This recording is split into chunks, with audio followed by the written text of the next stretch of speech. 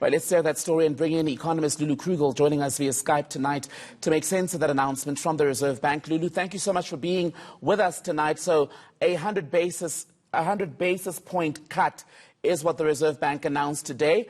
Is that enough?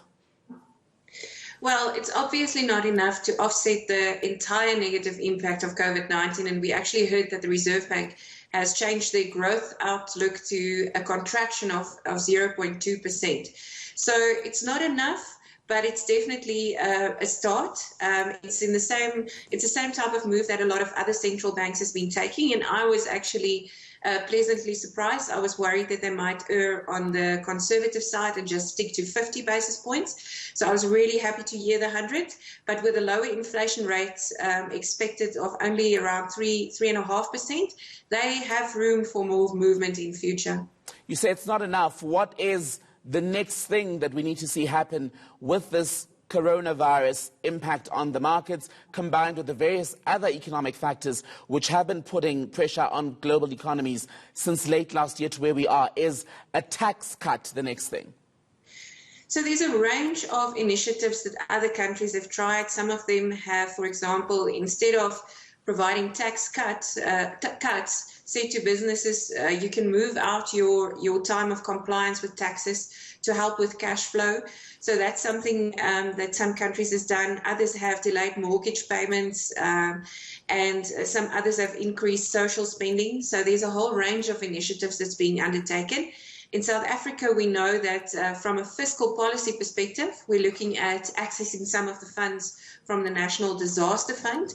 And the Minister of Finance also said that they're looking at redirecting some of the funding. So there are a couple of things in play, but it's going to be a question of cushioning how bad the negative impact is. I think we should ready ourselves that it will probably be a year in which the economy will not grow at all. And I think government is just trying to make that negative impact as small as possible. And in line with what you're saying then, Lulu, from the Reserve Bank Governor, Lesotho Kganyago today, a contraction expected of, I think, 0.2% in 2020. The economy only expected to rebound then over the coming 2 years. What will that look like in reality for you, myself, and everyone else listening to this conversation? So I think the sad thing is that we've had a couple of tough years already in the South African economy. We knew that this year was probably going to be tough, even if COVID-19 didn't happen, just because of load shedding from Eskom, lower international growth, which we was already expecting. So on a per capita basis, if you take GDP per capita as an indicator of the position of people in South Africa, over the last 6 years, we have basically seen no improvement in GDP per capita. In fact, on a per capita basis, we've become poorer. And this trend is going to continue this year. So we still weren't expecting a fantastic year in terms of growth, but it is quite devastating for the normal man on the street and for most South Africans, in fact, because it will be very difficult to create jobs in these circumstances. We're going to struggle to see decent salary increases, etc. And Lulu, the last time that most economies around the world were under such strain was during the Great Depression of 2008 to 2009. I know various governments are doing quite a bit at the moment to try and offset what we're seeing as a result of the COVID-19 pandemic. But when we look back 10, 12 years or so, what lessons should we draw from that period and possibly try to implement now?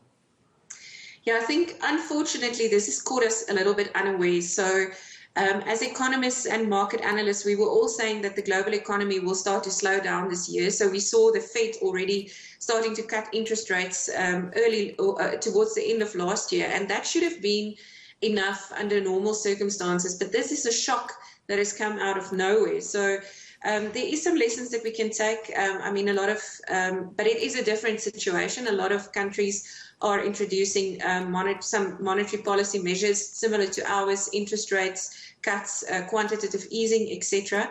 The good news, however, is that if we look back to what happened at that point in time, I can say that the South African economy and South African markets rebounded faster than the global market. So hopefully that will be the case again this year. It took the rest of the world about 4 years to come back to where they were in terms of stock markets, etc. And for South Africa, it was about 18 months, 1.5 years. So hopefully we will also this time around rebound a little bit quicker than everybody else. PwC Chief Economist Lulu Krugel, always great to speak to you here on Nightline. And